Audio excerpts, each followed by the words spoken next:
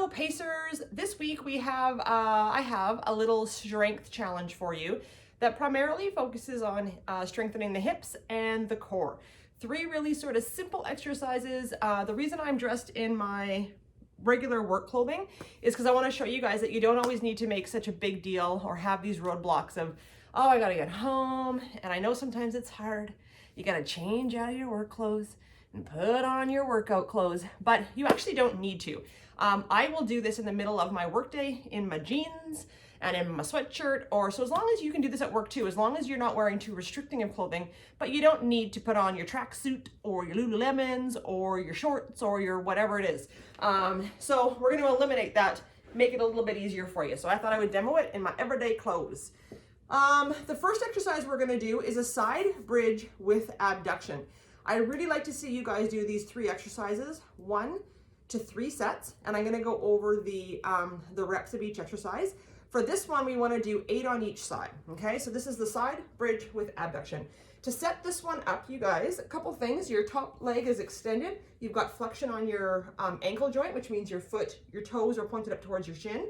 You wanna also make sure that your elbow is in line with your shoulder, so you're not out here, it's not in through here, but you've got a nice base of support and you're able to ground in through that elbow joint. You'll see here that I'm the way that I'm situated with my bottom leg, I've got a little crease here in through my hip. So my glute, when I lift, I'm gonna actually lift my hip up and forward a little bit. So let's try that. The last thing though that I want you to think about is, right now when you're set up in this position, do you find yourself sort of forward in through the torso or in through the neck looking down? You really wanna get nice and long, and you wanna make sure that your spine is nice and neutral all the way with your neck. So try to keep that alignment the best you can.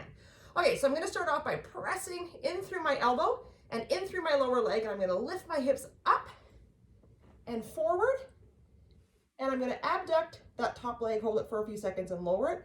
My hips come back and down. That's 1. 2.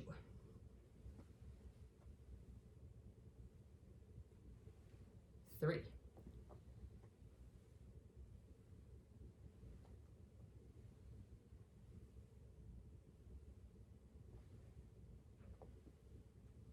6. We got 2 more.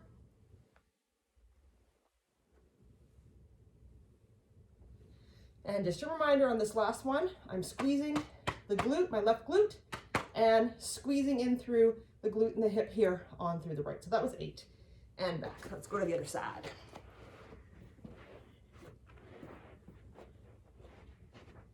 So take some time, get it set up, make sure that you're in alignment. You got flexion on those feet, spine is nice and neutral. We are going to lift up, and 1, 2, 3,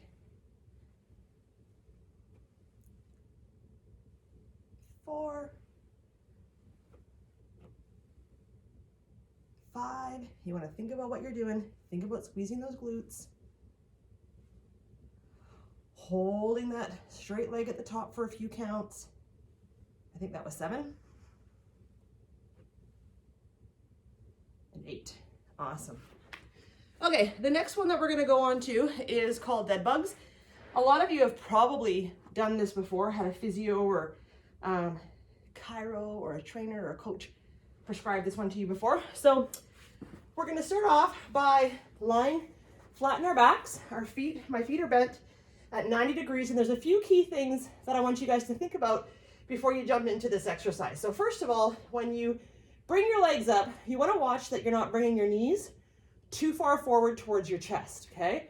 We want to try to maintain 90 degrees. Again, I've got flexion on my sandals and my ankle joints there. So my slippers are coming up towards my shins, okay? And it's really hard not to hinge and bring those knees forward, but do your best. Try to keep them at a 90-degree angle. Right away, pay attention to what's happening in through the lower back. So I can feel right now I have a gap in through here. So I'm gonna have to work really hard to press my lower back into the ground to maintain that 90 degrees. You don't want space. You don't want that back opening up. So some people do this to start off with one hand underneath their lower back so that they can feel that pressure. The other thing is you want to round the shoulders and make sure that your shoulders are pressed into the ground. So to start off with, if you've not done these before, a good starting point is to just start with heel drops. Nice and slow, down and up. And you would do 6 on each side. If you can do that with maintaining proper positioning and you've got the core strength already so that your lower back doesn't come up and gap up off the ground, then you can move on to this.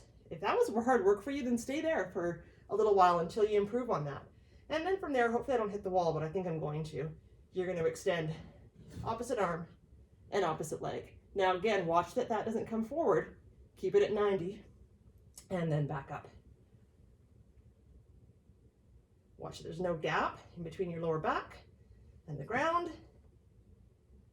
And we're going to do 6 on each side.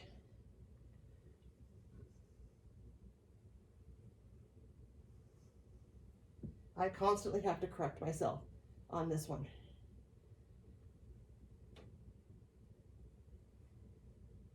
If you get partway through and you fatigue, maybe finish your last few sets here and you can work into it. That's okay. I'd rather you do fewer reps but with good form than more reps with poor form, okay? So work on that one. The last one we're gonna do, a couple options for you guys. Depending on, again, how much core work and how your core strength, we're gonna do a plank shoulder tap. So I'm gonna start off doing this one, actually I'll show you both ways. So I'm gonna start off by showing you guys from my knees first. So the position I'm doing this one at right now is just with my knees up, okay? And again, try to maintain a nice neutral spine. My wrists and my hands, wrists are in line with my shoulders, so I've got a good base of support here. I'm going to engage my core, so you can pretend it's your birthday, and you can blow out some birthday candles, so you'll feel your core tighten, and you can hold that. You want to do a Kegel, so it's like you're going to the bathroom, hold like you're going to the bathroom, and then you're going to shift and lift one arm off the ground, touch your shoulder and down. And down. Okay, I'll show you that from the front view as well. The wider your legs are in the back, the more base of support, the easier it's going to be, okay? So you can also play with that. Once you've mastered this, try bringing your knees together, trying not to shift too much from side to side. Okay, I had a little bit of shift there. The other thing, of course, is to come up on your feet and then transition to wide base of support into narrow base of support, which will be hard for me. I don't quite have the core strength. And then some of you will be able to hold opposite arm, opposite leg. And I'd like for you guys to do 6 of those on each side. So it's 8 of each of your side bridge with abduction. It is 6 of each with on each side with your dead bugs. And then it's 6 of each with your plank up to shoulders. And remember, if that's too difficult for you, start with the plank from your knees. You can progress into plank from your feet and just start with sort of 30-second increments. So good luck with the challenge this week, you guys. We are rounding out the halfway mark of the clinic, week 6. Yeah, I'm excited to see some of you on Sunday. I hope you guys have a great week.